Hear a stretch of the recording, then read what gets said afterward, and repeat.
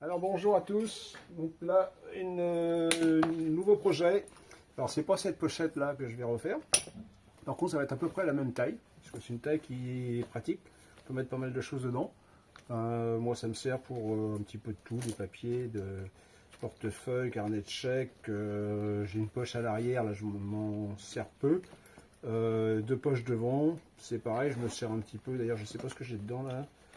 J'ai une clé USB, j'ai un petit peu de sous, j'avais oublié que je les avais.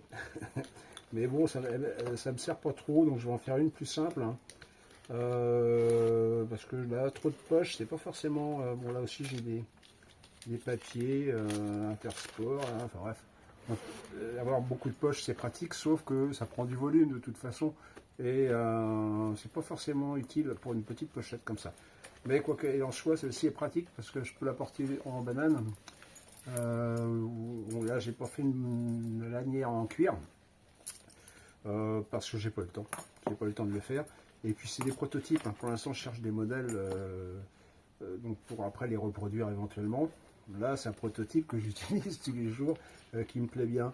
Donc le seul problème c'est que j'ai fait des poches là qui me servent presque pas parce que sinon ça prend trop de, voilà, comme je vous l'ai dit, trop de volume.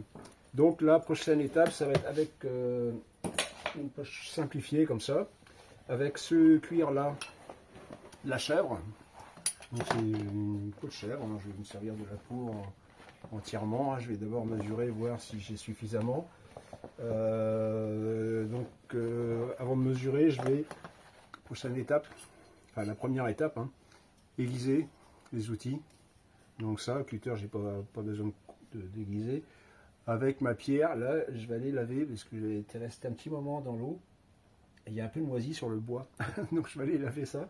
Et donc, prochaine étape, aiguisage. Bonjour à tous, alors là maintenant, donc, on a fait l'étape de l'aiguisage. La peau, j'ai présenté dans la vidéo précédente. Maintenant, on va faire quoi? On va couper le patron. J'ai fait un patron sur l'ordinateur, hein, tout simplement, avec toutes les parties qui vont être nécessaires. J'ai le soufflet. Alors il y a plusieurs techniques, hein, pour faire le patron. Ça fait le soufflet aussi. Et ensuite, la poche intérieure, il va y avoir une poche à l'intérieur, fait en agneau. Donc l'extérieur va être en chèvre, donc, et agneau à l'intérieur.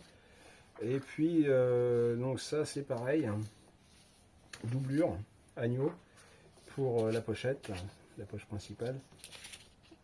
Celle-ci aussi, doublure agneau, donc de côté. Hein.